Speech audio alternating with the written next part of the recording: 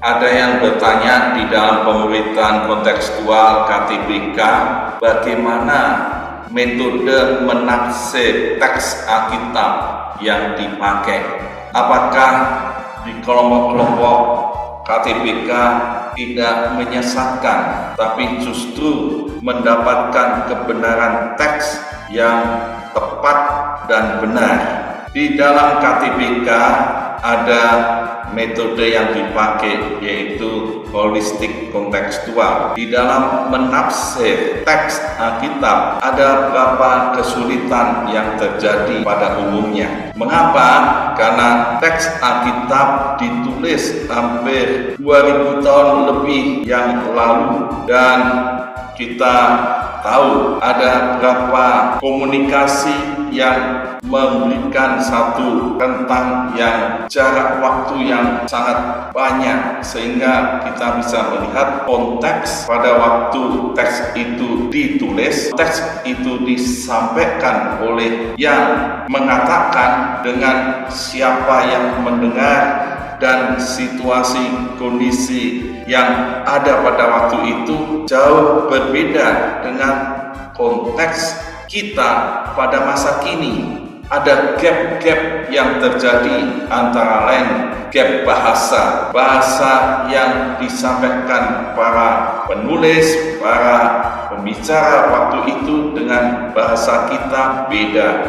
Ada gap ekonomi, geografi, situasi, budaya, kondisi masyarakat, dan apa yang terjadi pada waktu itu, prinsip-prinsip keagamaan, teologi, maupun filsafat yang ada pada waktu itu, pandangan-pandangan orang pada waktu itu jauh berbeda dengan apa yang ada pada masa kini, sehingga penafsir-penafsir, teolog-teolog, ada metode di dalam teologi yang katakan hermeneutika Kristen, yaitu ilmu tafsir Kristen, bagaimana mendekati teks Alkitab untuk mendapatkan makna yang sebenarnya dan tepat, sehingga pendekatan-pendekatan atau metode-metode yang sering dipakai ada minimal 3 stressing yang beda. Yang pertama yaitu pendekatan rasional. Kalau pendekatan ini melihat teks Alkitab hanya berdasarkan standar apa yang bisa masuk pada rasio akal, yang tidak rasional itu ditolak. Contohnya, masa ada 2 ikan 5 roti bisa memberikan makan untuk 5.000 orang. Ini tidak masuk di rasio, ini tidak masuk akal, ini ditolak. Sehingga dia punya asumsi Alkitab, teks-teks Alkitab itu bisa salah. Dan ini harus diteliti lebih dalam lagi, diteliti secara ilmiah yang rasional. Maka ada high criticism, kritik tinggi, yang menyelidiki kebenaran-kebenaran Alkitab yang sesungguhnya secara histori. Yang kedua ada intuitif. Intuitif ini menekankan apa yang ada di teks Alkitab berdasarkan suara hati atau perasaan. Ada bagian lain katakan reader respon pembaca bagaimana. Jadi kalau orang masa kini dia membaca teks Alkitab, dia bisa merespon yang bagaimana teks ini untuk saya pada masa kini. Dan orang-orang yang ekstrim seringkali katakan ini bisikan Roh Kudus, ini ilham, inspirasi dari Roh Kudus. Maka saya melihat teks itu tanpa penyelidikan, tanpa memahami sesama apa yang dia dengar, apa yang dia rasakan, dia langsung berespon. Inilah prinsip kebenaran teks Alkitab itu. Lalu pendekatan yang ketiga adalah kontekstual. Kontekstual, dia akan menyelidiki dengan seksama apa yang terjadi pada masa itu, konteks pada masa teks itu berada, bagaimana penulis bagaimana pembicaraan dengan pendengar yang dicatat situasi kondisi seluruhnya pada masa itu, apa maksud penulis asli dengan teks itu, dan prinsip-prinsip itulah yang dia pegang untuk diterapkan pada konteks masa kini. Dan ini pendekatan kontekstual. Di dalam pemuritan kontekstual, pendekatan ini yang lebih tepat untuk dipahami. Kami di dalam pemuritan kontekstual pakai yang istilah holistik kontekstual.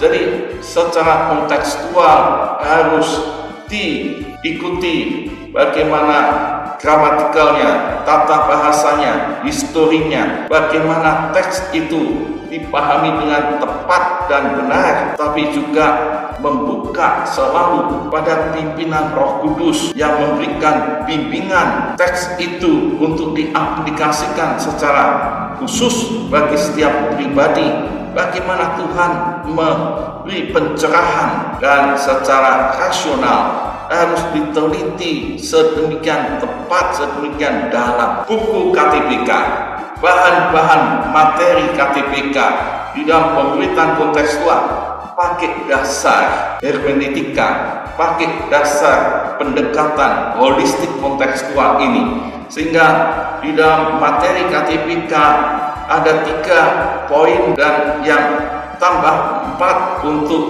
meneliti teks itu supaya tepat dan benar apa yang dimaksud oleh penulis pada waktu itu. Yang pertama, pendekatan hermeneutika, caranya memakai observasi, yaitu menyelidiki, mendalami, penyelidikan yang lebih dalam, lebih banyak data dan informasi yang didapat, maka akan lebih tepat apa yang didapat kebenarannya.